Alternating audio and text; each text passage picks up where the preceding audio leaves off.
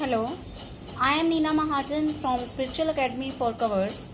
Today we are going to discuss about the cash book. Cash book, as you know, we have already discussed that cash book is a subsidiary book.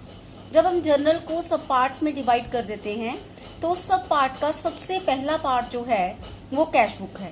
Cash book is the first sub part of the subsidiary book. Cash book को हम cash account की तरह बनाते हैं. इसका pro forma जो है cash account की तरह होता है. So it serves both the purpose of journal as well as ledger. ये जर्नल का पर्पस भी सॉल्व कर देती है और लेजर का पर्पस भी सॉल्व कर देती है.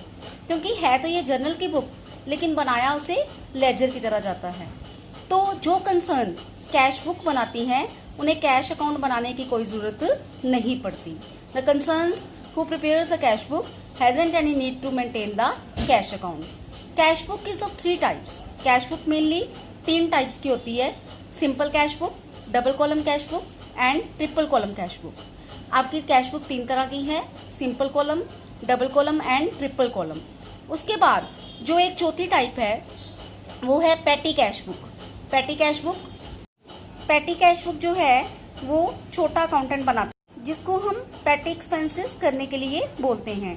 पेटी कैश बुक भी आगे 2 टाइप्स की होती है, simple petty cash book and columnar petty cash book. अब हम परफॉर्मा डिस्कस करेंगे किसका, सिंपल और सिंगल कॉलम कैश बुक का. कैश बुक का जो परफॉर्मा है इसकी डेबिट साइड पे रिसिप्ट साइड होगी और क्रेडिट साइड इसकी पेमेंट साइड होगी. इसका परफॉर्मा है date, receipt, ledger folio, amount. Then उसके बाद again date, payment, ledger folio, amount. कहने का मतलब इसकी जो लेफ्ट हैंड साइड है वो रिसिप्ट साइड है और इसकी जो राइट हैंड साइड है वो पेमेंट साइड है. तो ये आपका कैश बुक का सिंगल कॉलम कैश बुक का परफॉर्मा है. तो इसमें अगर किसी भी एक्टिविटी से, किसी भी ट्रांजैक्शन से कैश आ रहा है तो हमने डेबिट साइड पे लिखना है, रिसिप्ट साइड पे लिखना है, और अगर कैश जा रहा है तो उसको क्रेडिट साइड पे लिखेंगे. जैसे सपोज करें कि हमारे पास कैश सेल है तो कैश सेल से कैश आ रहा है तो हम रिसिप्ट साइड पे रिकॉर्ड करेंगे टू सेल्स. मोहन बिजनेस को कैश दे रहा है to Mohan. Bad debts recovered हो रहे हैं टू बैड डेट्स रिकवर्ड, क्योंकि इन ट्रांजेक्शन से कैश आ रहा है. और अगर परचेजेस करने से कैश जा रहा है तो पेमेंट साइड पे बाय परचेजेस. अगर क्रेडिटर्स को बिजनेस पेमेंट कर रहा है तो बाय क्रेडिटर्स, क्योंकि कैश जा रहा है.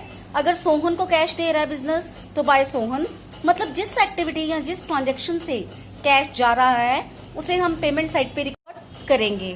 उसके बाद अगर आपको कोई ओपनिंग बैलेंस दिया हुआ है तो आप डेबिट साइड पे टू बैलेंस बीडी करके लिख सकते हो, क्योंकि ये कैश का ओपनिंग बैलेंस है.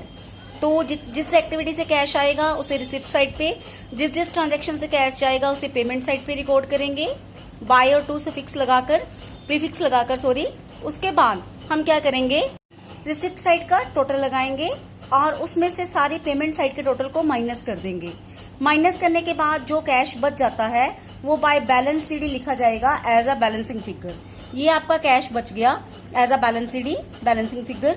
तो ये आपकी पूरी सिंगल कॉलम कैश बुक क्या हो गई, कंप्लीट हो गई. Thanks a lot.